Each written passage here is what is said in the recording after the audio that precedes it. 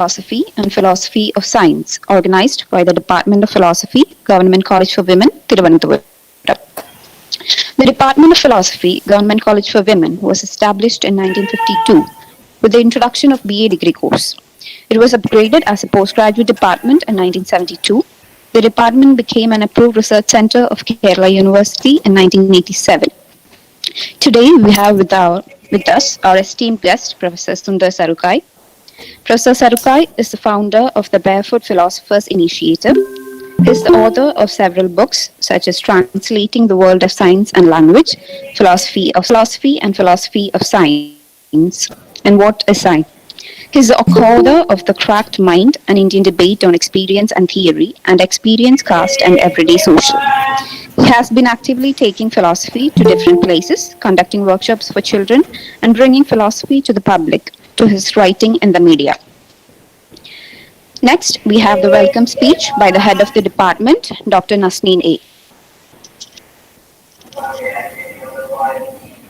Thank you, Akshara.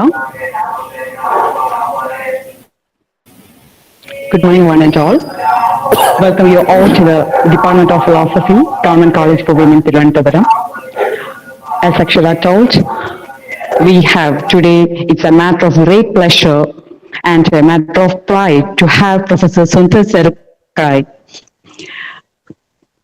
with us to talk on doing philosophy and philosophy of science. As you know, Professor Sarukkai needs no introduction at all. We all know him as a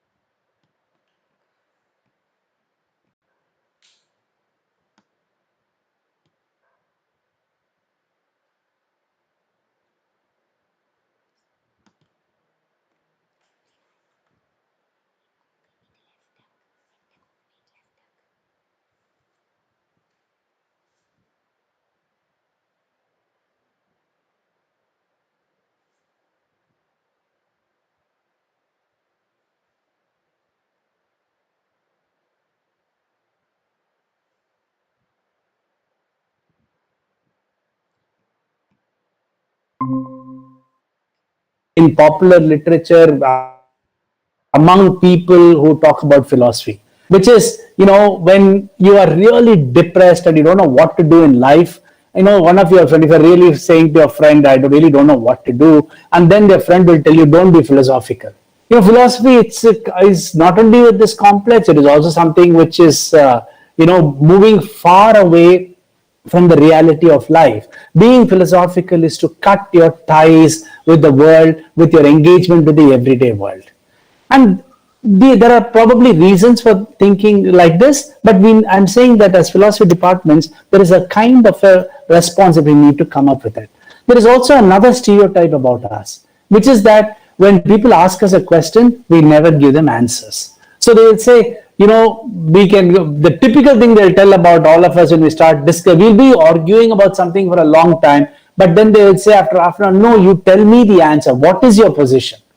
And yes, we do not take positions that easily, and I'm glad, and that's the nature of philosophy. We want to look at different ways of thinking about something, maybe look at different arguments for something, and you may not be able to pin us down that easily, but for a lot of people, we are elusive. We are like an eel. They can't just grasp us because they're always slipping away here and there.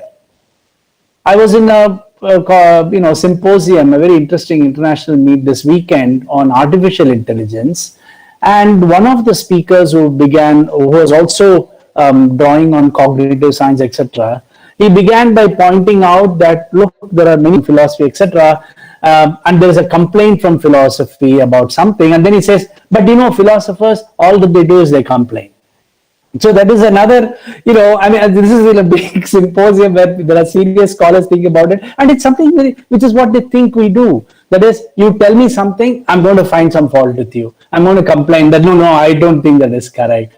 See, the point is, that is our discipline. We understand that. But how does that represent what we do to the public, to the way people understand this? So typically, other very important thing which throughout my life we had to deal with is this point that we don't understand what you say. I've had senior colleagues who will be in, let's say, especially in interdisciplinary groups, who will say, you guys talk too much. There's too much of verbosity in what you do. And I know science colleagues who will say, why don't you just give us a mathematical equation? I don't know for what, for metaphysics? I don't know. Because you just keep using language so much. You're just writing all these fat books which we can't read. And when they listen to our arguments, they say, I don't understand what you say. So I don't know what to tell them. The whole point, and that's why I think the point about philosophers as communicators, as trying to point out so therefore, I think in response to this, a lot of my public philosophy has come in response to this. And my point is not to say we don't make things complex. I begin by saying, yes, we will make it complex, but we'll make it understandable to you why a simple thing is complex. That's my task as a philosopher. I'm not going to run away from this. I'm not going to give you an answer. Yes, I'll agree with when you say I'm not going to give you an answer, but I'll tell you why you cannot give simplistic answers, and to make you think through me about it. And you may not understand what I say, but every person who tells me that, I tell them how they don't understand what they say as a simple sentence, which they think they understand. It opens up the world, it opens up themselves to people. So to me, philosophy is very much about self-learning, self-awareness. Talking about philosophy about the world without it impinging on you, without it influencing anything in you, I find is a problem, at least for me. I'm not saying that's what everybody should hold. I think when I talk about language, and it's a subject which I really love, and when I work with trying to make sense of language, it matters to me in my day-to-day life. When I say, when I open the door, buy some vegetables, language matters to me. I mean, philosophy can work from that level to looking at, very deep, very difficult text to read and so on. Now, if the public has this particular kind of a feeling, then there are institutions and governments which also have a very negative view towards philosophy.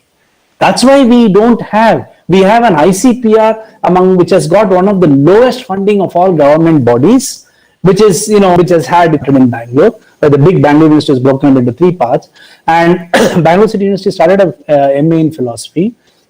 And I got people for it. I was part of the board of studies, and we designed a very interesting syllabus and so on. In 2 years, they closed it down. Because first they will say there are no students, but actually we had more students than even English. There are people who are very interested to come from various places for it. But there is no money for teachers. They don't pay teachers' salary. There are no positions open. And because none of the people in the governing boards of the government, etc., think that there should be philosophy. They think we should be supporting a department called English.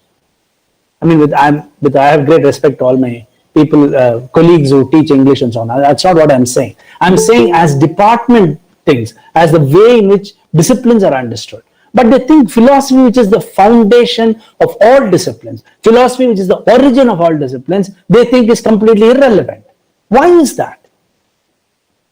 I mean, what is it that we have done as philosophers, as students of philosophy, that we allow government after government and institutions after institution to negate the meaningfulness of what philosophy is?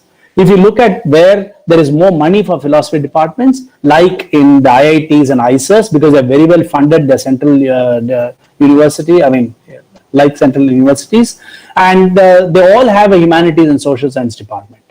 And that for some reason the government has said we're going to have, but they're all run under a vision of scientists, which means that it is very difficult to have history, philosophy, and sociology of science in anywhere in these institutions. They would rather have what they see are more safer disciplines like English literature. You'll have more people in doing English in departments in IITs and ISERs compared to people who actually study science, including philosophy of science. What does it say about philosophy as a discipline? What should we be doing? What may we have done wrong? So this question about publicly, how do we articulate why government institutions should support philosophy remains a great challenge for all of us. Since, many of you, I'm addressing this only to students, not to your esteemed faculty and so on, in the sense, these questions, because you're all going to graduate with this, you're going to know what to do with this question, etc. And the students also face another point from parents.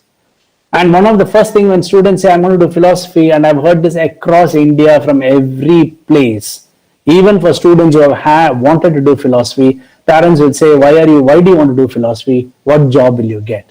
Or worse, not worse, not from the context of the parents, or worse from our context, which is they'll say, philosophy is like a hobby. You do engineering, but do philosophy as a hobby. Because they think that's all you need to do philosophy.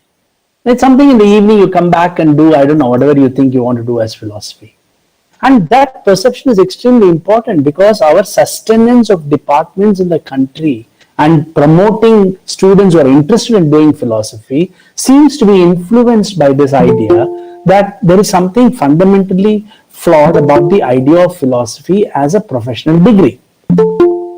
And on the other hand, I'm sure your own students have to deal not just with the pressure from parents, but students from other science students, for example, from other science departments, who among the many stereotypes would say philosophy does nothing, like it does not produce knowledge like science does. And one of the reasons is because, for example, disciplines like philosophy does not produce technologies, for example. So what is the problem which they often raise to our students is, what is the kind of knowledge you produce? How do you think you are producing something meaningful compared to what your other disciplines are producing? And many again in the public domain start thinking that philosophy is directly related to spirituality and psychology. I think there are a range of responses to this, and I would think the people who are probably closest to understanding what we do are social science students, and they are far more better in the sense they draw upon philosophy, but this also we know very well. Across our universities, social science students do not come and sit and take philosophy courses like they should be taking. In the sense, the kind of intermingling where social science students would draw much more from philosophy, because it's impossible to think of political science, for example, without a long history of philosophers who have written on politics and the kind of people they meet. But their engagement with philosophy department is so less. And even in places like Delhi University, my friends in social science departments tell me they have not even been able to go and take courses in other philosophy departments, either at DU or other places in Delhi, although they do engage with questions of philosophy. So what is then our mandate? What are we then doing as philosophy students or as philosophy teachers? Now, so this goes back to the question of what does it actually mean to do philosophy? Okay, and that's really one way in which I think I want to start this discussion. And one sec, I think I lost something somewhere. Oops. Okay. Yeah. Am I still visible? Yeah. Okay. So and if you look at what we do as philosophy in our departments, the doing of it, not talking, not defining it, not talking about it, the doing of it in our departments, typically across, as I said, there are many different things. I'm not saying anything about what we should be doing or not. I'm just talking about the way in which the practice has happened. The doing philosophy is happening at different levels. We do a lot of it professionally in our departments. We do it in our lives. There is a lot of practices of philosophical thinking happening across a wide range of sites in India. In fact, in one of the talks I was doing for Delhi University on the same topic, I began by pointing out how philosophy is actually being done, quote unquote, in far more places outside our philosophy departments in the country than in our departments. And there's a huge number of places, whether it is from TV channels, which is discussing theory of the self, to various other places where philosophy is being done. It's being done in the seminaries to a great extent. It's being done in the matas. It's being done in theological schools in Islam. It's being done across the rural places where theater is being trained or performance arts are being taught. And when almost none of them have any engagement with our philosophical teaching within our departments. So we need to understand the particular process of how philosophy enters into the public through these kinds of discourses. Many of you may know about art forms like Yakshagana or something in Karnataka, what is called Talamadle, where Talamadle is just about two people sit in the stage as they're all Yakshagana artists, and they have a debate on some particular event or a phenomenon or a theme which is discussed in one of these texts. And that debate is a very remarkable debate because it draws on all kinds of disciplinary arguments in order to say, for example, was Rama right in leaving Sita and going, or asking Sita to leave, etc. And it is a very vibrant, it's almost like listening to a particular discussion on different theories of ethics and so on. And this is practiced and performed night after night in particular seasons in rural Karnataka.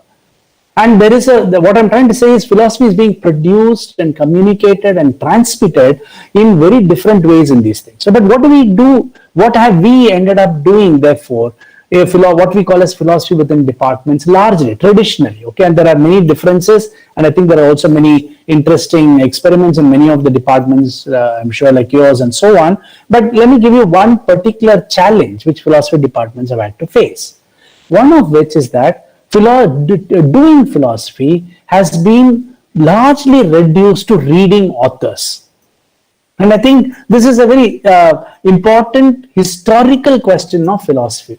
It's a historical question which plagues philosophy right from the rediscovery of Greek thought in early Western histories in the second millennia, and in the so-called the many Indian traditions of classical philosophies, which there are many different schools, etc., which you know. And largely what has happened is that one of the most important practices of doing philosophy is the commentatorial tradition. We do commentaries. We do commentaries, and that's a very special kind of a training which we bring, which is you give me a text, I'm going to find ways to read it. So the whole discipline of hermeneutics, which comes in the West very deeply influenced by biblical studies on how to read the Bible, for example, and similarly within the Indian traditions of how to read the Vedas, and how therefore and similarly in the Islamic tradition. So you have had notions of interpretations and theories of commenting and reading correctly as a central core of philosophical thinking. Okay, so that's one thing we can at least start with, because there are major philosophical themes. Philosophical themes are different from what we are doing when we are doing philosophy in our classrooms, for example. What I'm trying to say is, for example, one of the most important philosophical theme is the difference between appearance and reality. I often use this example because science begins, science, which is an offshoot of philosophy. When I come to philosophy of science, I say a little bit about it. As an offshoot of philosophy, is also engaged with the same question. So for science, the table in front of me is really not it's really made up of atoms which I don't see. So the reality of the table is different from the way the table appears to me. And philosophers, the whole of metaphysics, the whole discipline of metaphysics arises only in relation to this question. What are the fundamental constituents of reality? Although the world appears to me in so many ways, what is the real constituent of reality? So, for example, when you talk of universals, which is so important in many of the traditions of philosophy, and what you're basically saying is, although there may be different objects which are red in color, like a red table, red chair, red book, the real fundamental constituent, if you like, to use a word which may not be very correct here, the real atomic constituent of reality here is the universal red. That which goes and inheres, presents itself in many of the particular objects, like there's a red chair, red table, etc. And that's one way of giving an account. Just like the table is reduced to its atomic structure as a true reality, although the table appears in a particular way to me, in the same way, that question comes from philosophy and philosophy's engagement with this problem of appearance and reality. But, I think we rarely teach philosophy through such conceptual struggles within philosophy. What has happened, particularly for the reasons of our own inheritance, historical inheritance of philosophy in India, we had earlier been teaching things like history of Western philosophy paper 1, Western philosophy paper 2, then Indian philosophy paper 1, Indian philosophy paper 2, etc. I find that a very big problem, and that's my prejudice and my belief. Okay, I may be wrong, and I'm not saying anything about it, but I'll explain to you what I mean, why I think it is a wrong way of doing philosophy. Okay, the point what I'm trying to say is that there is a very important conceptual way of looking at philosophy. That's one way of doing it. The other way which we do is when we look at philosophy within this commentatorial historical definition, which is you look at philosophy as something like history of philosophy. You do it as if you're going to look at texts written by somebody and then tell the students how to read those texts. So we are doing a classical, traditional, commentatorial practice of philosophy. But what happens when you bring it into our students right from our BA and then MA and so on?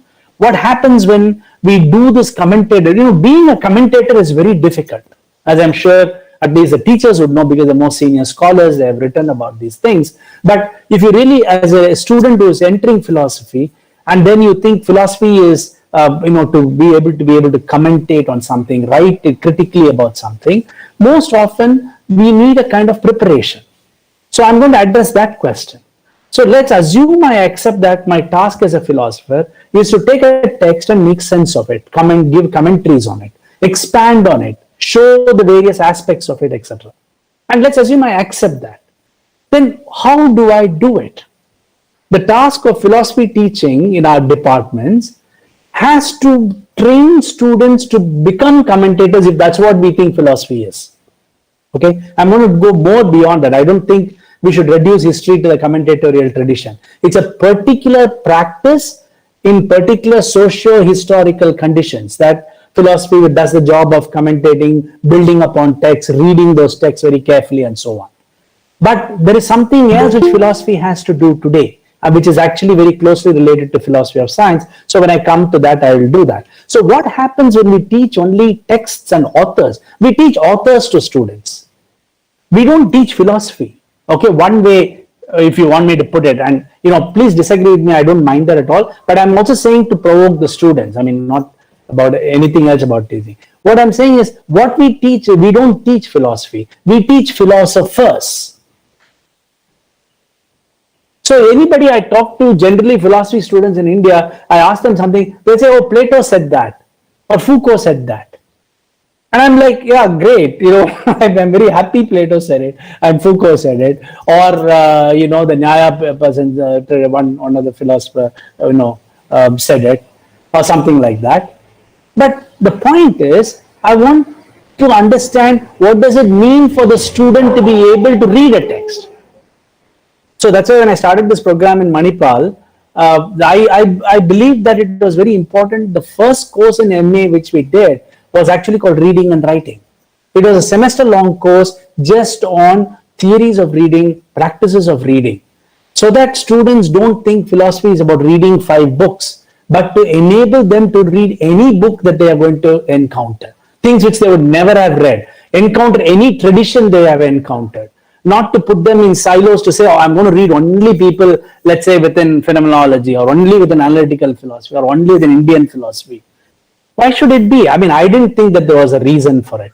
And I think our experiment for 5 years now unfortunately the philosophy department is not there. I mean, that program, but because I think it's being taken over by literature or something like that. But what we were able to do remarkably well is to actually train students in different disciplines on just the act of reading and writing. So in the first semester, students would write about 60,000 words just as practices of writing. And not because we want to make everybody a writer, everybody a thing. It's because we think to teach philosophy is also to enable them to do that, rather than just say, rather than making them end up just quoting somebody or the other.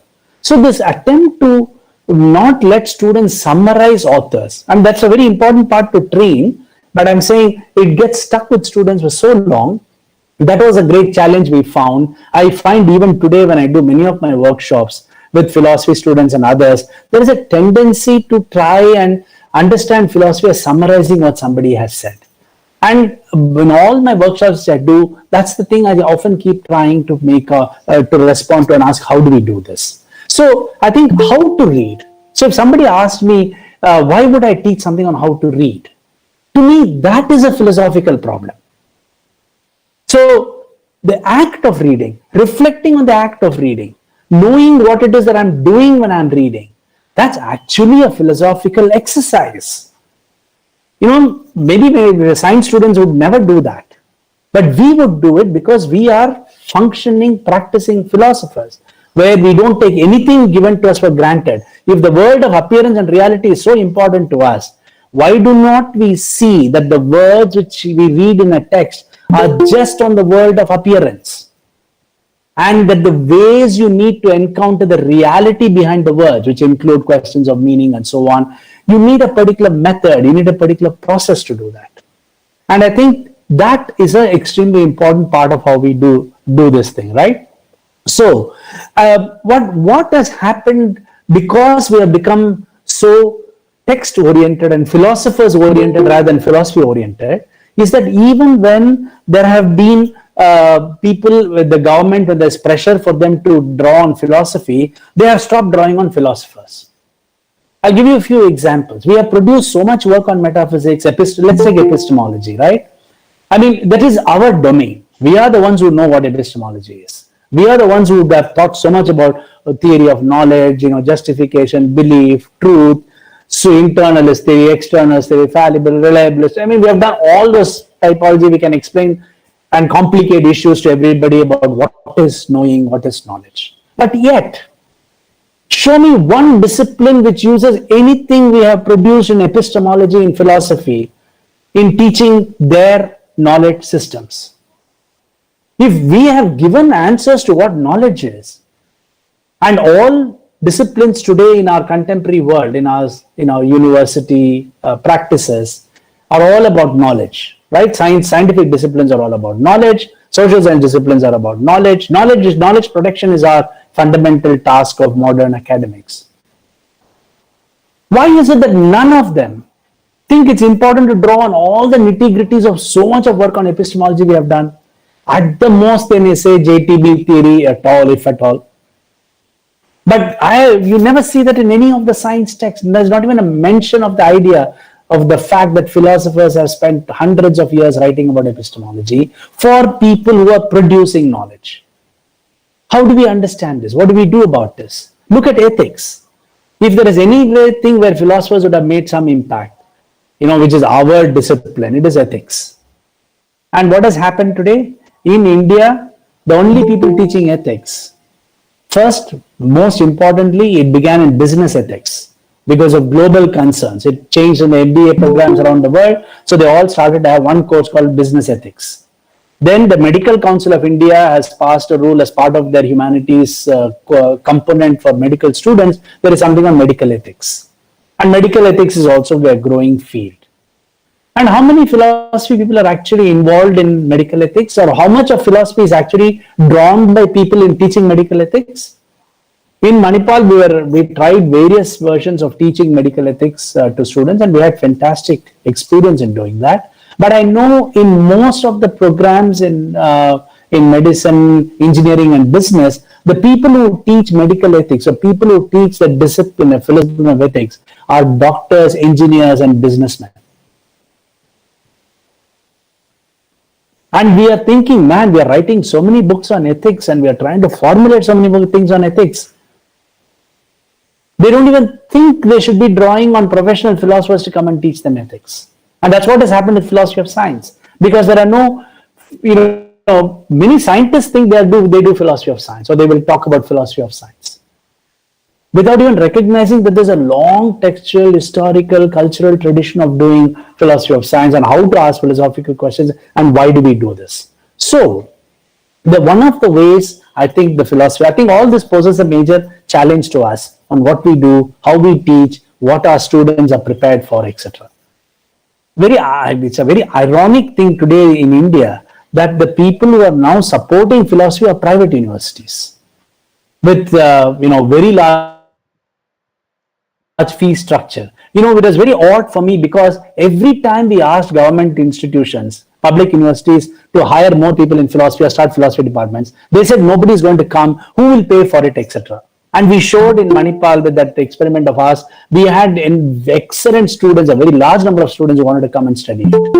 And now we see in major programs in philosophy around the country today, in extremely well-funded private institutions, where you would do a philosophy major paying 8 lakhs a year.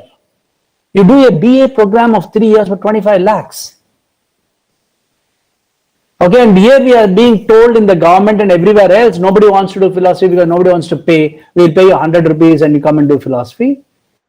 I mean, look at what has happened to our field. And that's why I'm saying all this, because it's in our hands on how we respond to it, what we do with this presentation of what philosophy really is. And especially for all the students in your BA, etc., you are the ones who are going to be taking this forward in various interesting ways. So I'm also addressing you to this point that there is a lot of interest in philosophy. We need to know how to engage with it, tackle it, talk about it, take a position on it, discover your voices for it.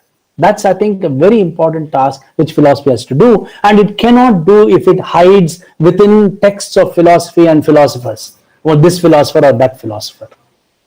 Because this comes to my basic point. Our engagement with philosophy has to discover the local.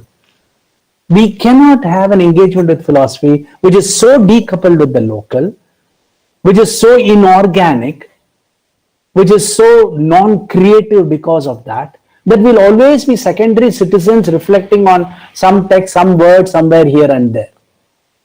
The philosophical reflection with the local, what does it mean? What should it actually mean? That's a very interesting question to do.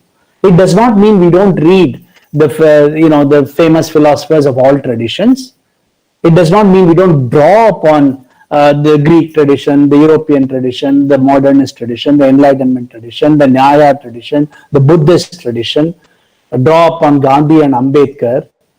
It does not mean we don't do that. We just need to know how do we do that. How do we bring the local into our philosophical imagination? Sartre is supposed to have said very famously, which is one of the reasons why existentialism became such an interesting idea for a large number of people. It is far more public philosophy than anything else because of the belief that you could philosophize about a wine glass. You can philosophize about anything.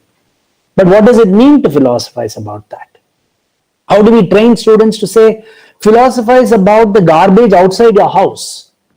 There's no point in trying to talk about, grand thematics coming from, some great writers around the world who have not even seen the experiences around you, around your house, your localities, our country, whatever it is. So how does that become organic? Because we have to remember that the great philosophers which we read so blindly are those who are inspired by their locale, by their local context. They produced a philosophy in answering questions of the local. So how do we produce our philosophy in response to the local? And the local, I don't mean, outside your house or something like that. I mean, immediately only that. The local is itself a philosophical concept which we have to think about as a community.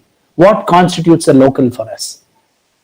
Because especially for a colonized state like India, the local cannot be discovered only in historical origins of what we were or could have been, etc. The local we are already immersed in a world of modern technologies, of English, of movement of ideas which have come from all over the world. Then our challenge is to now think of what does this local actually mean to us, and how does philosophy respond to it, and therefore build upon it, right? So I'll give you one example of that, because I know that a lot of students were interested in philosophy of science. So that particular, I thought to talk about philosophy of science, I can use it as a particular example. So there is a particular problem in the idea of philosophy of science, which is that, which has often been phrased along the question, who can do philosophy of science? And this continues to be such a big problem.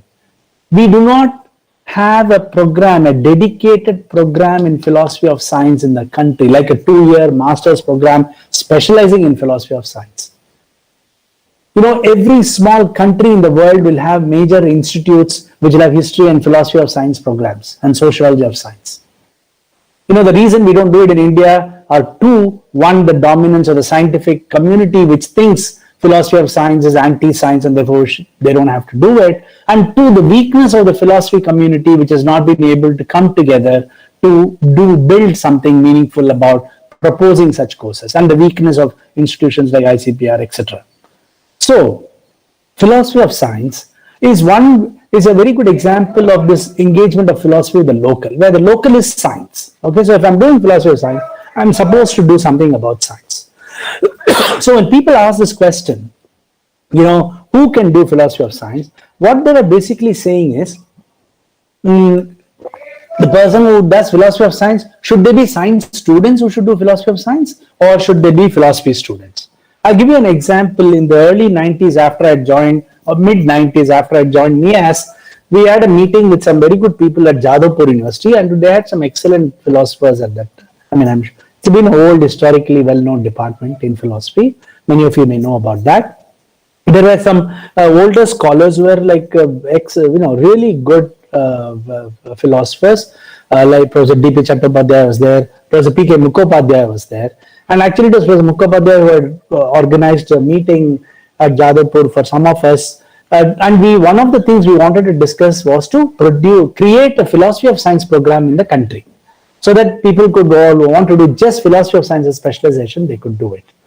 And that has still not taken off after 20 years. And part of the reason was because, very interestingly, it was because there were people within our group who are not purely from the philosophy department who said that philosophy of science, you cannot do it just for philosophy students.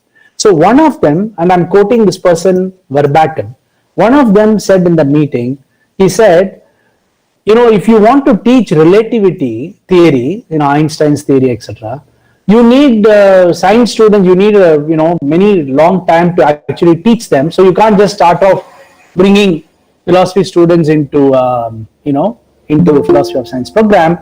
And then when I said, but so is the case in philosophy, he said, I can teach Kant in 2 days, but you can't learn physics in 2 days. So therefore, what we need are science students, not philosophy students. We have not changed much on the level of discourse in India on philosophy of science, on this question.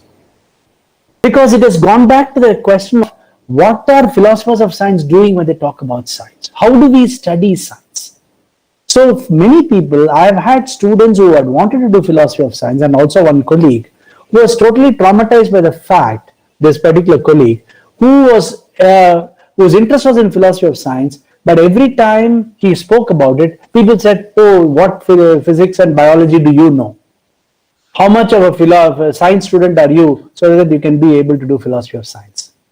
And one of the things we've been pointing out for a long time is that you don't need to be a scientist to do philosophy of science, because what we do in philosophy of science is to use philosophical perspectives to reflect on scientific thought. And part of the problem of philosophy of science is historical.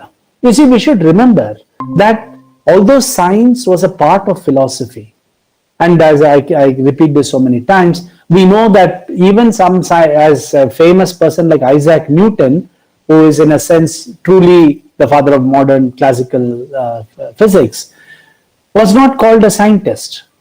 He was actually called a natural philosopher. Galileo was a mathematician whose ambition was to be a natural philosopher, a philosopher who studies nature, if you like. Newton was a philosopher. In his very famous book, the Principia Mathematica, he talks about philosophical methods, not scientific methods, not just as scholasticism, and said, what are books going to tell you about the truths of nature? And it is this practice of philosophy which is very harmful to science, because science is knowledge about the empirical world, and you cannot be disengaged from the world and say that you are doing philosophy. So what he did was very interesting. He appropriated, and post-Bacon, science appropriated the task of knowledge of the empirical. Very ironic, considering that in all Indian philosophical traditions, all Asian and African philosophical traditions, knowledge of the empirical was a philosophical task. Even today, and again this I said in my Delhi University talk, one of the things which is the public philosophies, there are these groups of singers who go around, again in Karnataka, very interesting, across different religions, whose practice is called Tattva Pada, basically translates as philosophy, songs or whatever, are basically about singing philosophy to the public. There has been no tradition of philosophy which is going to say, I'm going to look so deeply into the text that I forget my engagement with the empirical. So what Bacon did to science and post-Bacon, and right up to Mark, who thought that metaphysics was the greatest enemy of science because it stops science from understanding the reality of the world, engagement in the truths of the world, because you're caught in meaningless questions, which is a question which comes back to positivism very deeply in the early 20th century, when you reformulate the questions of saying philosophy is talking about questions which are actually meaningless.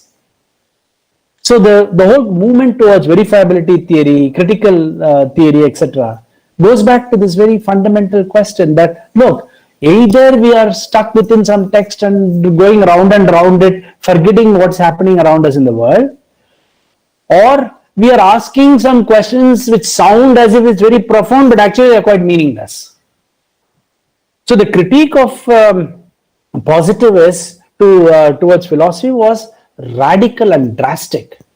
It was extremely critical. It was, and which therefore, remember, also influenced the formation of analytical philosophy.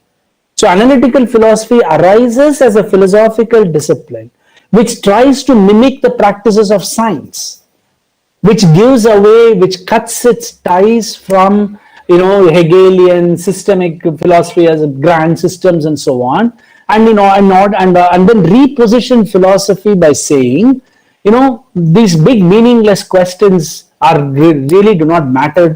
Does not matter to philosophy. We will do philosophy like we do science. Break it up into small questions, manageable questions. Have control over language. Do not let language become out of control in talking about this world. Which what they meant is not so bombastic, not so poetic, etc.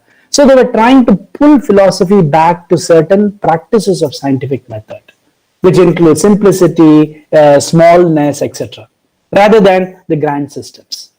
But still, they did not recognize what many of the Asian African traditions of philosophy had, the potential that they had, as radical thinking in a society engaged with the local, responding to the local.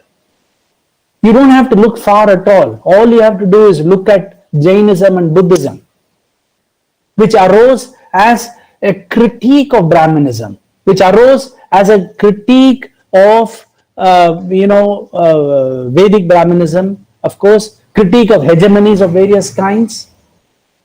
Very powerful movements, philosophical movements, and you still therefore had people like Nagarjuna, who wrote one of the greatest texts of philosophy, which we should be teaching. If we are teaching any philosopher in the world, we should be teaching Mula Madhyamika Karika.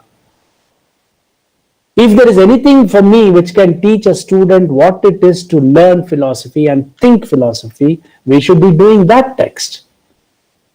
Because it's not about the Buddha at all. It's not about any religious doctrine. It's about the practice of how we actually do our philosophical thinking. So we have had that tradition.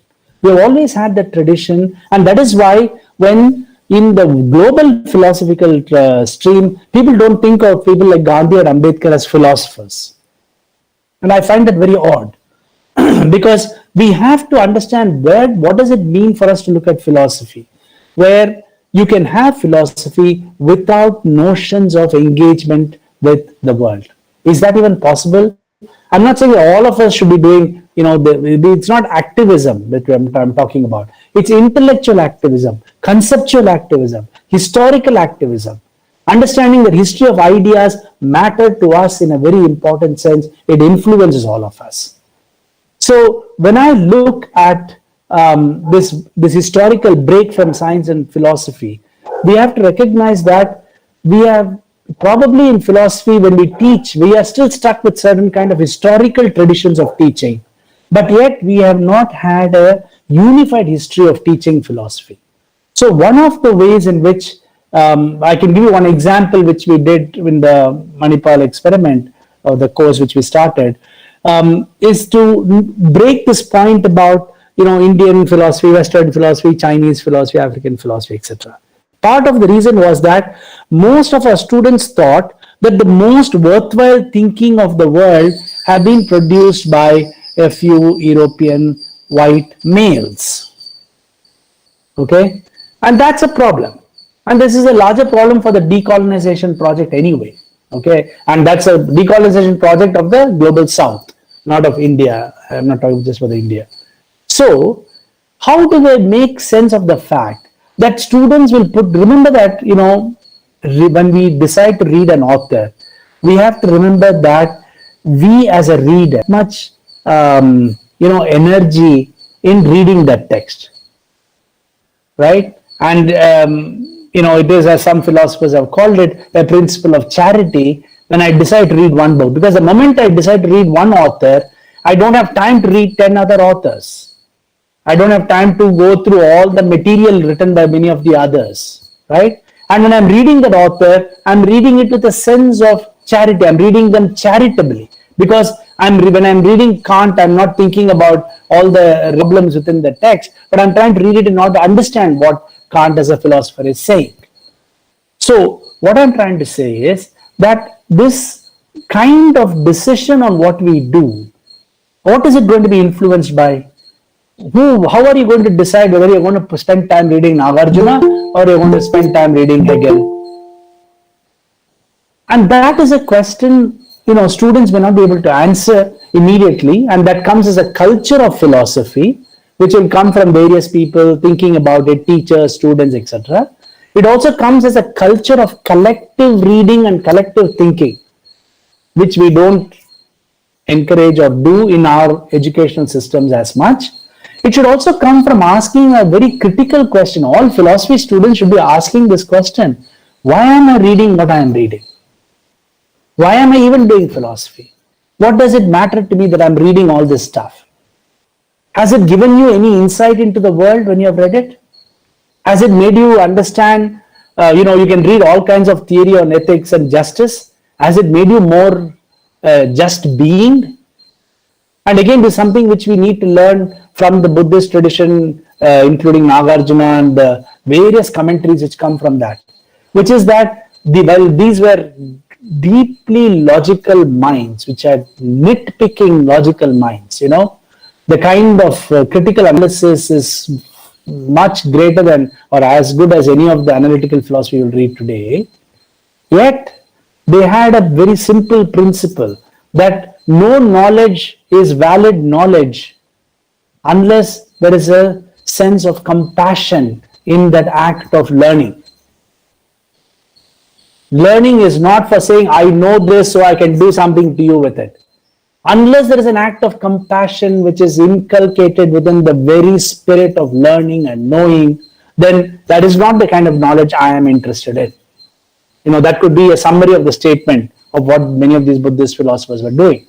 If that is the case, we have to ask, how does our philosophy, training and teaching help us inculcate that? How do you ask these questions when you read these texts? How does it change the way you look at the world, you look at life? And very often, and I'll just end with this, what is the processes of thinking that happens? Processes of meaning making that happens when you read a text where you shift from English to a graph, to a figure, to a mathematical equation, and so on. And that gave rise, eventually I ended up with looking at translation studies and so on. So, and again, without having to go through each of my books, you should also remember that my work with Gopal Guru in both the books on the cracked mirror and the everyday social arose as local. One was the question of, the whole question of which was initiated by Gopal's question, why are so many non-Dalits writing before? And anybody who tells you you're not a science student, you cannot do philosophy of science, we have to tell them philosophy of science is not doing science. Scientists can do science for all you care. But philosophers of science will tell the scientists how they create the science, how even science is created. What is called knowledge in science? Who is going to tell them? Scientists will say, I know there's an electron. They'll say electron has one negative charge. They will have experimental, if you ask them, how do you know? They'll say, I have done this experiment.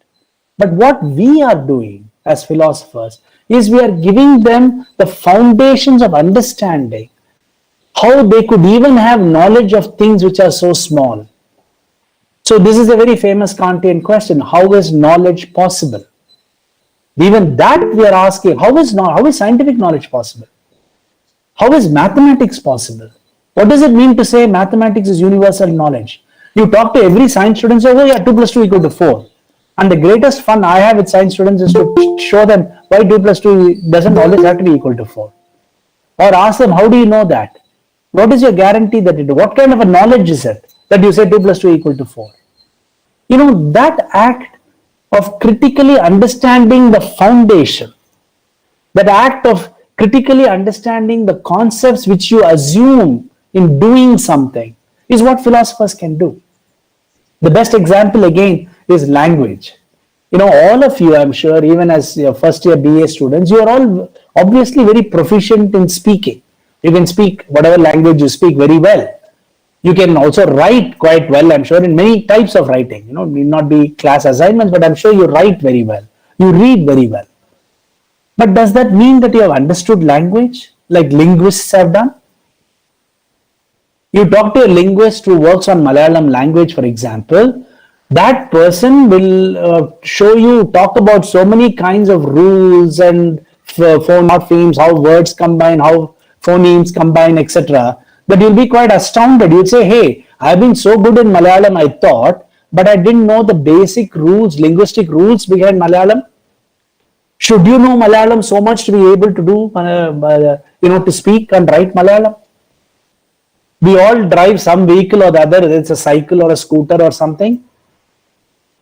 We know how to drive it. I know how to put the brake and turn the accelerator. But do we know how the scooter runs? Do we know the principles of physics which makes the scooter run? And do we need to know it in order to drive it? Scientists are like drivers of scooters. They know good at it. We can't do that driving. They know the rules of moving that instrument. They know the rules of doing what they have to do within science. But philosophers are the one who are, we are like, if you like, we are like the mechanics, the garage, cycle mechanics, scooter mechanics. We break it open. We open the smallest parts of it and tell them, hey, look, this part is something is wrong. You know, that needs a lot of commitment from our part, but that's how we do study. And that's why I often keep saying, if we start teaching philosophy like Western, Indian, etc., I think we do a great disservice, because if I look at causality, then there are Western philosophers who said causality, typically you come with Hume and Kant and so on, and every Indian philosophical tradition, the Buddhists, the Jainas, the Nyaya, the Sankhya, all of them discuss causality very deeply. So when I want to teach causality to my student, why should I say that, you know, some Europeans thought that way and then do a separate course, and I never talk about Indians, then I say, oh, when I do Indian philosophy, I'll talk about it. No, I'm talking about causality. Causality is a human idea which different people across the world have thought about it. I want to understand the aboriginal view, understanding of causality, the African natives' views of causality versus various traditions of causality, along with, you know, Hume himself derived so much from the Arabic philosophers, you know, and that's a great silence about Western thought which we never encounter when we teach Western philosophy.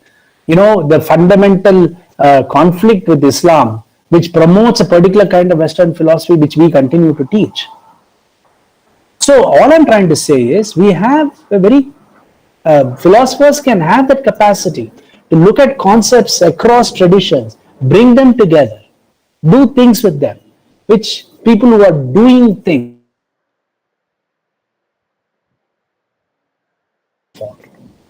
So that's what we will do. And we need to recover that space.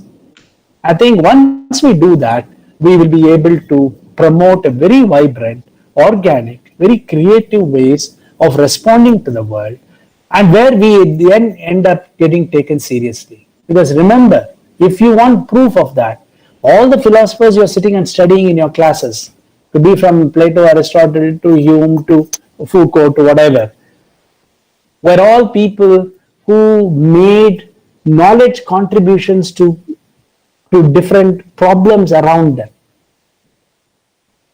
Right? And Kant's great project was to make sense of modern science, Newtonian science. Foucault's great question was about engaging with particular kinds of governmental structures around him, of the time, of the politics of his days.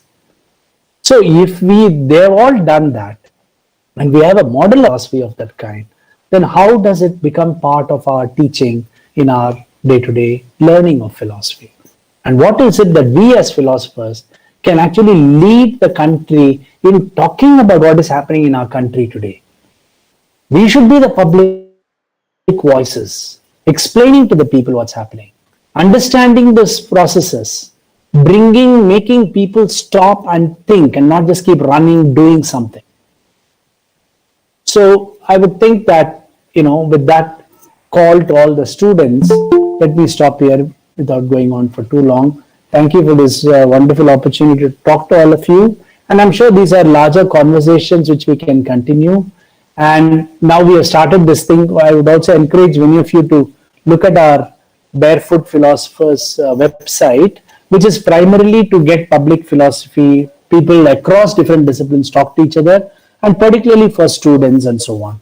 So please look at barefootphilosophers.org. You can write about what you want, produce your own philosophical thinking, and do something with it, along with all the stuff you do in your regular classes and so on. So I hope forward continued conversation about this with all of you. And thank you, Dr. Nazneen, for this invitation. It was a great pleasure being here. Thank you. Thank you, Professor Sarukkai, for the informative session. The session is now open for discussion. Participants can type their queries in the chat box. Dr. Gasper will be handling the queries on Google Meet, and student Kalyani will handle the questions on YouTube live stream. Over to you, Gasper, sir. Oh, thank you very much, Professor Sarukkai, for your very informative and excellent talk that you have presented here. We have a few questions are already here in chat box. Okay. Should I read one by one to you? No, What is I can start with whatever the first questions are. Okay. Unless you want to direct me to something specific, I can maybe start with quick thing. I think the first question is way down. I'm seeing, where is it? I think Okay. I shall read a question for you maybe. Okay. Dr. Lakshmi had asked a question. Can you please suggest one or two indigenous models Yeah. by which a beginner of philosophy can do philosophy? Indigenous models in this. Okay. Yeah. So, one of the questions, which this is also something I've been thinking about, and I have now written methods in philosophy, and what does it mean to do philosophy?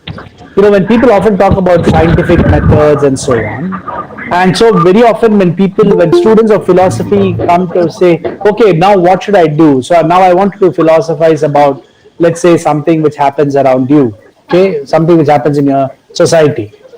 Let's say there are many things happen in our society these days. Let's say even about COVID, okay? Suppose I want to think about it philosophically. What do I do? So the question of method was very important, and that's why I wrote this long piece there. But I think but if you want to looking at indigenous, I think one of the best ways to do this, which I've explained in that piece, is this, which is that indigenous is a very difficult term. So let me just say something from the ancient traditions or whatever. If you look at the Nyaya tradition, the Nyaya Sutras, the Nyaya tradition is seen, I'm sure, as you would have probably read in course, or you will be reading if you have not yet done so. The Nyaya Sutra is the foundational text of the Nyaya tradition. And it is just, and like all the philosophical traditions of India, it is on basic questions of, perception, inference, logic, language, etc. So when I look at Nyaya Sutra, the first ever entry in that book is a statement about 16 steps towards something. So my argument has been that, which I've written in that piece, is that the 16-step process actually gives you a very good definition of what it is to do philosophy.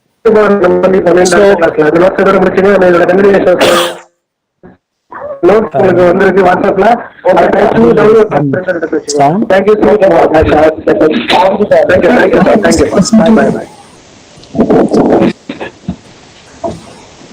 Yeah, please carry on, sir. Yeah, I think someone has unmuted the mic.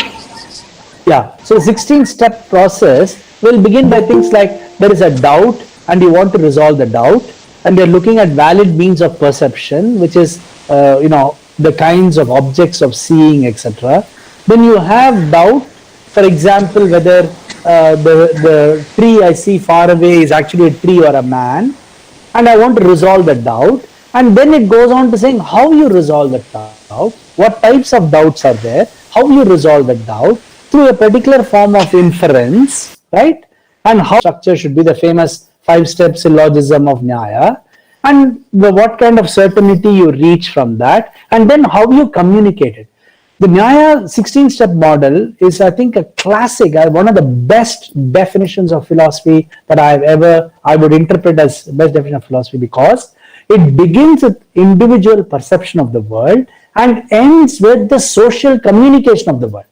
So philosophy's task is not just to say, okay, I think that it is a tree, not a man. But the task of philosophy is also completely related to the way in which you debate, through a proper debate, communicate that insight to others. It brings the social and the individual together in the act of philosophy. I have not come across a 3rd century BCE will give you. And like that, there are so many, and I'm not even going to talk about some of these kinds of models, which only, I mean, could be seen as classical models and so on. In medical traditions, we have great traditions which are classical and non-indigenous in the true sense of the word, where you have had methods of producing medicine, asking questions about the world which are very different. So I would think that, we have a large surplus of historical information which we don't know how to read, or we don't know how to deal with it. So I think we really need a revamp. The reason why we do, Western philosophy so easy today is because, none of us are students of Greek, German, or French, but we all read all these philosophers. And the question of language has never become an obstacle to your reading any of these Greek, German, and French writers. So why should it matter that there are, very important texts written in Sanskrit, Prakrit, Pali, and then various other, local languages, which should be available to, we should accept, rather than saying, I don't know that language, should I have that? So in fact, one of the ways by which exclusion of our entry into these philosophies were done, were also by saying, oh, you don't have that language, you can't do it. We have to break that. We have done it with Western philosophy, we have to do it with Indian philosophy, and more important, we have to be able to engage with contemporary models of philosophy, which, and there are many important indigenous models, if you want to call it as indigenous models. One of the most important ways by which I think we should look at contemporary ways of talking about, social realities would be to read Ambedkar far more seriously and through very interesting philosophical lenses. Just like you read Fanon, you'll have to bring these people into conversation with all of us. Okay, thank you very much, sir. There is I think there are some more in the back also. Maybe I just think there is one which Anish. Sorry, Anish. Philosophical songs are mentioned. It could be compared to ancient Shamana sect. Yeah, correct. Yeah, it is an observation. And that continues in very interesting ways today. I mean, it's not just about. I mean, if you look at the Bhakti tradition, or even the people, the Vachana tradition in Karnataka, which are often being read as anti-caste, etc. It's an amazingly complex philosophical treatises. It's almost like reading, when we read Nietzsche or Wittgenstein, we are still able to read like parables, like small statements which you then try and make sense of. You could read Vachana like you read Nietzsche and Wittgenstein. Very fascinating, the kinds of complexity of thoughts which go, and that is always true in the Tattva Darshana, Tattvapadas, and many of those traditions. And to me, what is interesting is look at the kind of people who are talking about it. These are people who don't go to college, who are devocated, etc. Are the ones who are. I heard a performance of the Tattvapadas last year at Nina Sarma. It was so moving. The first time I was doing, after 25 years of doing philosophy, listening to two women singing from a very marginalized community with such a power. And I was thinking, what is the philosophy that we all keep doing when they are reaching out to hundreds around them? But then some might say, that is not philosophy. We are doing something different. That's okay. You have to draw, boundaries of expertise.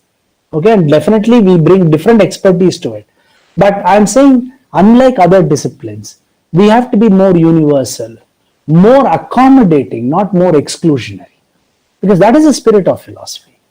And that is why, we are not speaking on behalf of one religion, one caste, one gender, etc.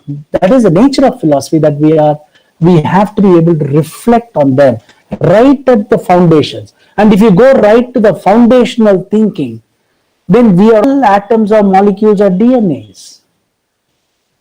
Those kinds of ways of thinking should really, I think, very important for part of us to understand.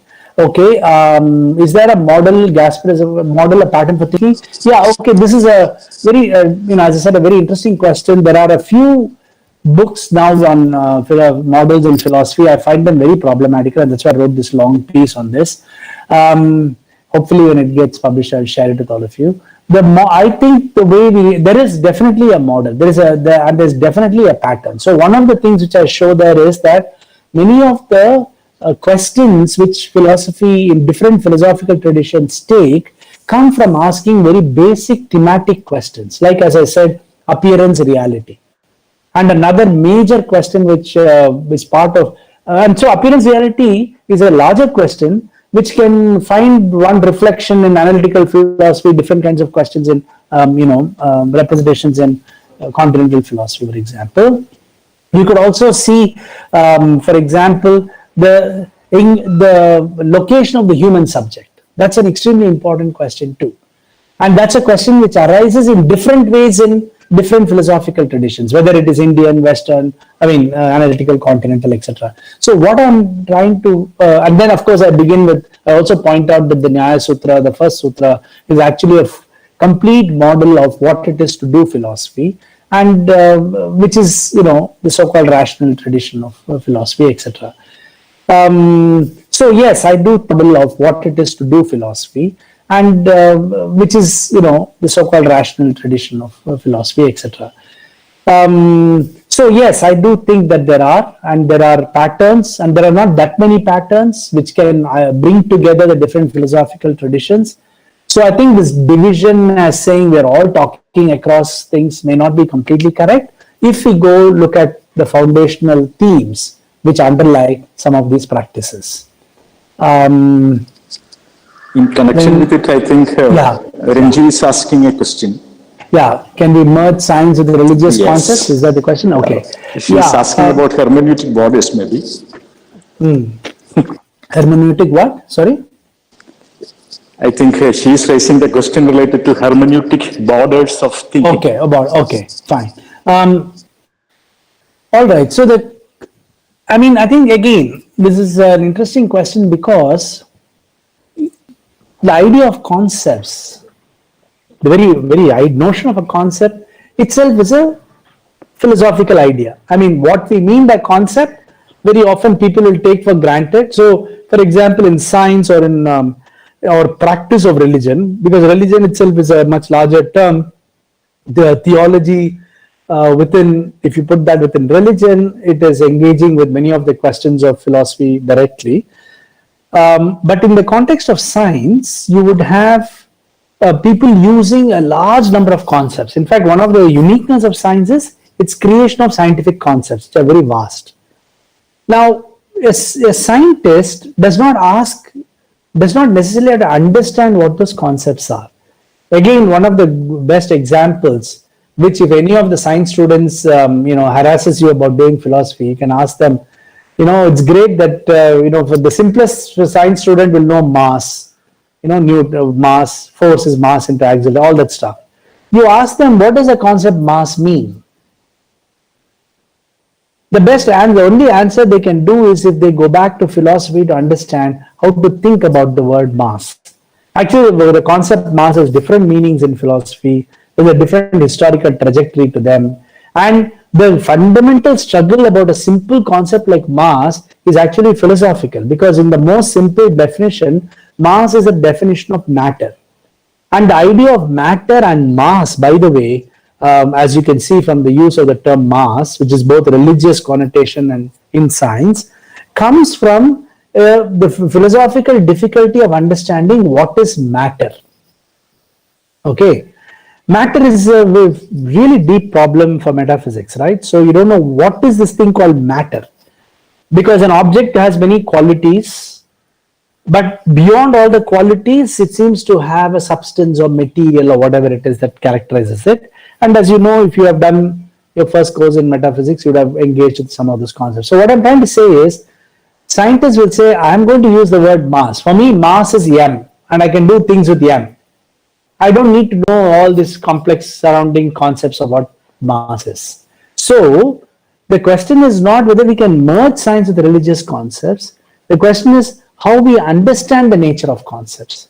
For science, one of the ways concepts arise is fundamentally as what a very famous scientist, philosopher of science, Bridgman, called as operational. So you look at concepts in science as it's things which you can do something with. That's enough. You don't have to worry about what does that concept really mean. Does it represent a reality in the world? Does it do this? Does it do that? So what you're asking is, so I would counter the question. I began by saying scientists, I mean, philosophers never give you an answer, right? So I'm giving you an example of that by not giving you a direct answer. But I'm saying that you can merge. It's not about question of merging science or religious concepts. It's asking what is the domain of the meaning of scientific concepts, the domain of meaning of religious concepts. Okay, perhaps you have a particular reason to ask that. There may be certain concepts, let's say the concept of the divine, analyzed in science. Okay, we need to, that's why I said we have to clarify how concepts actually work. So they both may be working in very different ways in science and religion. So one of the ways we'll have to understand is, I can tell you one way to operationalize divine very simply within science. I'll just say, let D be divine. Then I want to understand the rate of change of, or let's say the influence of divine on something, on people. Then I could say, a person, let's say P1 is a function of divine. I mean, it's you can do these, in my view, meaningless exercises without much difficulty. But a real merging of it will only occur if both science and religious concept are seen through philosophy. So philosophy is the only way which can even think of bringing together or merging them together. So you need a mediator which can help you do some of these things, if at all you want to do that. But if this question is to say that there are religious concepts which cannot be used in science, that's fine. Every discipline comes with its boundaries of concepts and what it does with them. Okay. There is an appreciation, note of appreciation from Dr. Padma Kumar. I think you can read it there. Yeah. He's our philosophical counseling. Okay, yes. Sorry. Yeah. Dr. Padma Kumar is a former vice principal of the college. Then he's also the former head of the department, Department of Philosophy. Okay. I think it's very interesting that this philosophical counseling, Center for Philosophy, I'm really interested to read about this. I wonder, so is the aim of that to, it's a counseling is like what? I mean, counseling students to do something or what?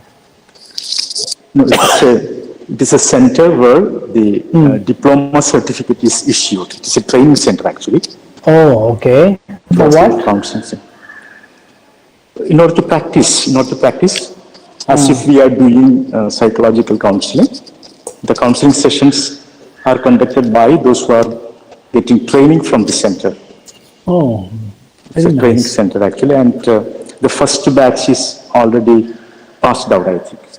Can you just give me one example of the kind of counseling? I mean, just quickly, just to get an idea. The counseling means like, is it about students asking what they should do after philosophy? Is it like academic counseling or what? It is academic counseling as well as practical in the sense. It is a diploma course actually. PG diploma course. So like ethics and all that, is it? Yeah, yes. Okay. Oh, very nice to see that. No, Kerala has always been far more supportive of philosophy than, it's only Kerala and Bengal. Karnataka, there's not a single college in Bangalore which teaches philosophy, by the way. Okay. And as I said, Bangalore City University started a philosophy thing and closed it in 2 years. Bangalore University has revived it, they had closed it earlier. There are no places, you can't do philosophy in Karnataka, Tamil Nadu. They're very, very small. Where they are done are largely, as I said, seminary like, the Christ University here. I think there are college departments also. In Tamil Nadu, we have friends. But I'm saying very small. Yeah, very little. I mean, I hope that sums up the questions in the chat box. Now I invite Kalyani for reading our questions from the YouTube live stream. Okay, Kalyani, please do it. Hello, sir. Over to you, Kalyani. Thank you, Akshara. Hello, sir. Thank you for the extremely intriguing session. So we have a few questions on the YouTube live stream. Hello, sir. Can you? Yeah.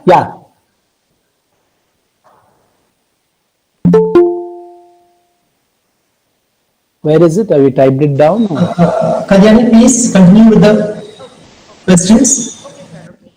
So, sir, the first question is, sir, what is your take on the interdisciplinary approaches in philosophy, especially especially a lot of insights for cognitive sciences are making a large impact in the way we usually look at philosophy. Yeah. I think it's a way, it is, the interdisciplinarity has become a buzzword that everybody is on these interdisciplinary courses, etc. I was also on that buzzword when I started this Manipal program. It was first called MA in Interdisciplinary Humanities and so on. But we should recognize that there is almost no discipline which has not drawn from other disciplines in its origins. Even simple thing like physics, when it draws on mathematics is a completely different discipline. It has nothing to do with physics. But the way there is no physics today without using various kinds of mathematical, creations done by mathematicians. Chemistry draws upon all these different disciplines. Biology draws on physics, chemistry, mathematics, all of them. So the question of interdisciplinarity has always been present, and almost all these have drawn upon philosophy very deeply. Now, you cannot think of a social science discipline which hasn't drawn on the philosophy, for example. So what it has happened is we are now reaching a time, and there's also a very interesting question, by the way, on sociology of knowledge. We have reached a time in which the production of knowledge has become so professionalized and so chaotic that we just have too many bits of knowledge and truth being produced. When I was giving a talk on science, practice of science, I was mentioning that today, in science, at least 7,000 papers are published per day. We're really talking about millions of papers are being produced every year. And these are published papers, not the papers that are written. And it has come to such an extent that scientists today have curators. Many library science people function as curators, where they will choose some 3 or 4 important ones for the scientists to read, because scientists don't have time or energy to read all the publications which is happening in a particular field. We are not so bad in social science and humanities, right? But the fact is, growth of knowledge systems means that this breakdown is going to happen. And either we break down and stop talking to each other completely, when it has already happened in the sciences. You can have somebody specializing in particle physics not knowing what the condensed matter physics is doing or what the astrophysics person is doing. This could happen in the social science humanities field, but it is to bring these interdisciplinary practices. I think it's a way to keep searching for new ideas and stuff. But the larger question is, why are we even producing so much of what? What are we doing producing so much of ideas and thoughts? Yeah.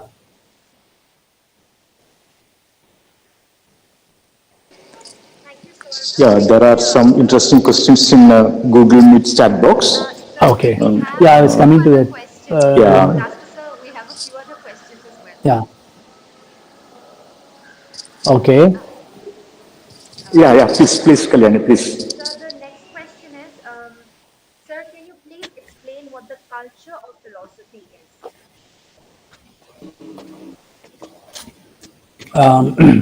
As practiced in our philosophy departments, or what? Well, it hasn't been specified as to what it is. Just Culture of philosophy.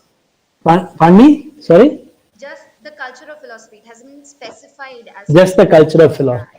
Okay. Okay, it's an interesting question, and obviously, okay, let me put it this way. I think culture of philosophy, for me at least, again, I'm not speaking on behalf of anybody, any other traditions or anything, is an open-mindedness, okay, and I think constant attempt to understand, a constant attempt, which also means constant attempt to understand others, constant attempt to understand why somebody says something. It's not just about constant attempt to understand, reality, etc., or nature of truth and so on. I think even in practices, so an open-mindedness, a constant attempt to see the world from other points of view, that to me is really one of the most important cultures, because I may, which basically means that I'm always on unsure sand. I don't know I cannot assert too much about what I think I know, because I am always aware that there could be a perspective in which I will have to modify what I believe in. And I think that kind of an attitude towards philosophy, so questions of clarity, searching for clarity all the time, trying to understand something, open-mindedness, and this consideration, which is where it gets linked to compassion, to me would be the most important culture of philosophy, because that is where the inclusiveness comes from. That's really a very important part of philosophy for me. Thank you for your answer, sir. We have one last question from the YouTube live stream. It says, which are the good books to start learning about philosophy of science?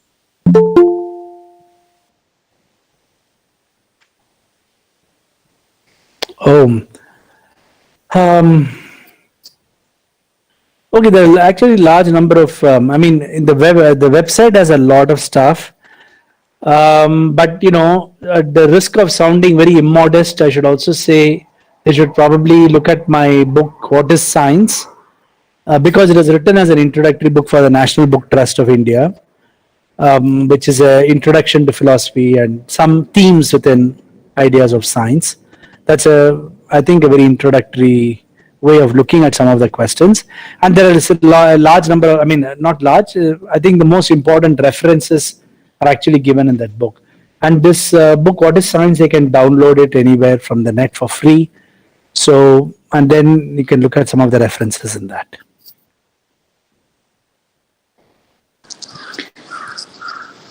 So I think one more question we shall take from Google Meet chat box. Sure. There are, I saw that the Bose Dipobama post about article list of methods, so which we already discussed. I think. Okay, yeah. Dr. Sri Kumar has raised three important questions. He's our faculty. Yeah. I think one of the questions we shall. Okay, sure. I'll try and connect all three of them if possible. I think there's an interesting question from, what is your opinion about Dr. E.C.G. Sudarshan's tachyons theory? I do not know whether I am spelling it rightly. Correct, that's right. I think I think you can see the question in the chat box. Yeah. Okay, so I just correct. Okay. All right. I think Dr. Sri Kumar has made 2 or 3 interesting questions. So I just put them together on that and also respond to his last claim to clarify what I meant. I did very quickly so we don't. I think, the God doesn't play dice. I think one can interpret it in different ways, whether Einstein was really talking about God as we mean God and dice as that. I think the debate between Einstein and the later, almost all the traditional quantum physicists would be about the role of chance, right? So that's really what it is trying to capture. That is nature probabilistic or deterministic? And Einstein till the end did not give up on determinism and thought that, probabilistic view of nature is wrong. I think it's not just about Heisenberg, Bohr and others. The main point for them is the nature itself has a probabilistic streak, the quality of probabilistic. That is, in other words, what it means is that if I cannot measure something with 100% accuracy, it is not because of my instrument, but because of the way nature is, or at least quantum nature really is. And there is a large amount of work from many philosophers of science on this point about whether Einstein was right or later things. For Heisenberg, I think one of the best ways of, looking at Heisenberg, not directly in this context, but in the larger context of reality of quantum theories, comes from his own book on reality, a philosophical text on idea of reality, where the main point is about incorporating the subjective, the difficulty in understanding the role of the subject in measurements in quantum theory. So that's a quick answer to that. All I can say about tachyons theory is it's mathematically correct, and then it is a question of interpreting mathematical results. And a lot of relativity theory and the question of faster than light arises from that. There's a very deep philosophical question which might interest those who are interested in relativity theory, is that the speed of light, it's as a constant, itself is a hypothesis in relativity theory, not a conclusion or a mathematically proven a result, and that therefore there are a lot of very interesting stuff one can think through that. So definitely, not only is this philosophically plausible, even mathematically it's correct. As a scientific theory, it's very plausible.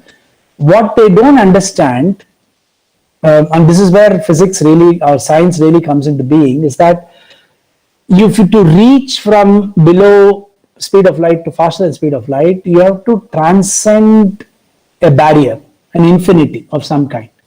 And a lot of science discussions relate, like the Big Bang, relate around what are called singularities or infinities. So that is if we can make sense of how you tunnel through infinities, then you would definitely, Sudarshan would be very right. The fact that they have not been able to duplicate it experimentally is the reason why this has not been taken up too much further. But I know there was a period of time when there was a lot of excitement about tachyons. And finally, you also point out that you referred to my point about my claim that some concepts are described by an anticipated. This is a contentious statement, not even untenable and desired. Okay. And let me clarify that, because I think what you say is, you raise a very important question. Can you draw a line of demarcation between the boundaries of a physicist and a philosopher in 20th century? That's not what I was talking about actually in this context. What I was trying to say is, suppose you say relativity was present in every tradition, and that is very true. It's not just in ancient Indian thought or whatever. It's there present in, so it's present in literature. It's present in a child's imagination that something is relative. Every child who has sat in a train station when both the trains or when one train is moving and you don't know which train is moving, is actually echoing Einstein's theory of relativity, and one of the central influence on Einstein's theory, by the way. So, but it is not, but the question is, does a child possess the theory of relativity like Einstein does? All that I was making from here, pointing out, is that the ideas seem to be very common, maybe because of language and various other things, right, across different traditions. But what does it mean to possess a concept? What I was also trying to point out, what distinguishes scientific theory from general discussions of an idea are a set of theoretical concepts which function in a very particular manner. So, for example, you cannot understand theory of relativity just by looking at two trains moving across. It's a package deal. You have to go along with the fact that you have speed of light is constant. You also have a package deal which goes with mass and time interrelationship. That's a radically different conceptual shift about the way we understand mass and time, right? Where mass changes with speed and time intervals change with speed. Quite a remarkably different picture. And I'm not saying it's remarkable because it's science. It's a very imaginative picture. It could be like a great science fiction for all I know. All I'm trying to say is that when we compare two things, what is it that we are comparing? Are we just comparing the summary? Suppose I say that Hegel's summary of that book is this, and somebody else's summary of Buddha's summary of that book is that. Would that mean they are talking about the same thing? So when you look at it structurally, there are some differences. Does not mean one is better or worse. I'm just saying that it's undesirable because it dilutes the fact that the task of philosophical conceptualization is different from the task of scientific conceptualization. And one of the greatest differences between the two is that scientific concepts are those concepts which are measurable. We do not put the our conceptualization in philosophy is not limited by putting this claim, which is very deeply related to empiricism, right? So when we reduce this, when we try to find this equality, I was trying to say sometimes it's very important to keep the difference in order to understand the relative strengths of both those things. So that it is only in that context that I was talking about. Okay, so one last question, maybe caste play a major role in setting syllabus in universities and colleges? Of course, true. And caste, gender, class, all of them play a very important role. in how we have produced our education system. And therefore, we really need to understand how we produce very dynamic philosophical syllabi, which, as I said, which need certain basic principles which will help us set these kind of syllabi, which includes the fact that one is training in the commentatorial tradition, making us better readers of text and critical readers of text, but also at the same time, one which makes us empathetic, one which makes us understand the injustices in the world, and one which opens our philosophical thinking across different communities without taking into account caste, class, religion, gender, etc. So that is a great challenge for all of us. And one of the ways by which, by the way, the caste also plays a role is, in this sense, the decolonization project is that I think we consume a lot of Western philosophy very unthinkingly, and that's a very deep. I see that also as a very caste question on how a lot of unthinking appropriation of so-called Western philosophers, and that too very specific Western philosophers. Why don't we ever teach Chinese philosophy, African philosophers, Japanese philosophers, Vietnamese philosophy? How does all our engagement with we are dealing with 3 or 4 countries in Europe and 1 or 2 Australia, Britain and US. So 6 or 10 countries in the world are producing all our major texts. There must be something wrong in this, right? And it's only philosophy departments which can do the self-reflexivity on this. And hopefully all of you are part of it, can take it further than what many of us have been able to do. So thank you very much, sir. I think we have to make a stop here. Yeah, thank you. Okay, sir. Thank you for answering all the questions. This will be the end of our discussion session. Now I invite Dr. L. Vijay for the vote of thanks. Thank you, Akshara. At the outset, I express my deep sense of gratitude to everyone who participated in the webinar for their active participation. I begin by expressing my deep sense of gratitude to the Principal of Government College for Women, Thiruvananthapuram, Dr. Arvind Krishnan sir, who has always encouraged us in all our academic ventures. I express my very deep sense of gratitude on behalf of each and every participant in the webinar to Professor Sundar Sarukkai, our distinguished speaker today. His talk has been so illuminating and thought-provoking, and it was indeed a joy. It was indeed a feast to the intellect to listen to you, sir. Thank you very, very much from the bottom of my heart. Next, I'd like to express my deep sense of gratitude to participants from different parts of India who joined here in the Google Meet as well as in the live stream in YouTube. Thank you very much. Next, I express my deep sense of gratitude to Dr. Nasmeen, the head of the Department of Philosophy, who is verily the backbone of all our academic ventures. She has taken a lot of pain, and she is a perfectionist to the core, who tries to do everything to the best possible extent, and that is the reason why everything has come out so well. My deep sense of gratitude to you, Dr. Nasmeen. I thank the members of the IQAC team of the Government College for Women for supporting our venture. A special word of gratitude to Dr. Ajayan of Chemistry Department and Dr. Rajivan of the Philosophy Department of Brennan College, Talasheri, who assisted us a lot in the live streaming process. My love to the student team, especially Kalyani, Gayatri Prabha, our chairperson, and Akshara for comparing, and the extended team of students who worked so hard in a dedicated manner for so many days for accomplishing this. Thank you very much. My love to all of you. I express my sincere gratitude to Dr. KJ Gasper for conducting the interaction part of the webinar so beautifully. I would like to express my thanks to all the colleagues in my department who joined the webinar and who actively participated in it. And finally, I thank God Almighty, without whose blessings this webinar would never have become a reality. Thank you, one and all. Thank you, sir. Thank you very much. It's a great pleasure being part of this, and thanks particularly to the Dr. Nasmeen for the invite and to all the students for doing such a great job. Thank you. Thanks a lot, sir. It was really nice to be with you. Thank you. Our students had a very nice time. Thank you. We'll hopefully continue our conversations. Definitely, sir. Okay. Thank you so Thank you much, very sir. much. And Thank you very much, Sundar.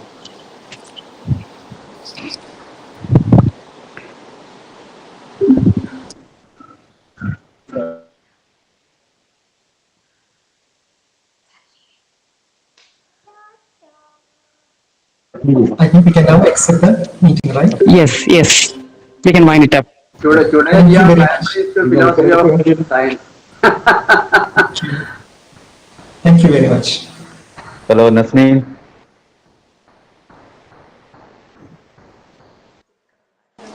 Srikumar sir. Hello. Hello. Today, Srikumar we sir. are El, mesmerized. el,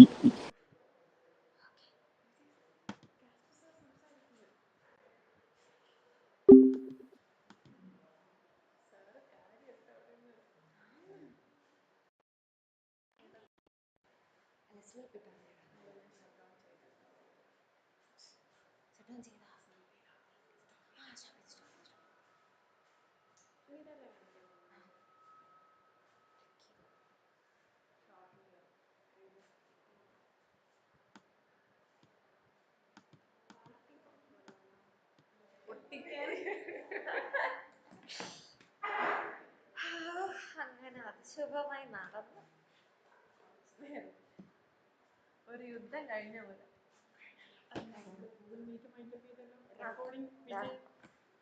Rajeev sir hello sir. Stop ചെയ്തു sir. അതെ അതെ, ഇവിടെ ശരിയായിട്ടുണ്ട്. ഇല്ല അതിപ്പം ശരിയായതേ ഉള്ളൂ sir.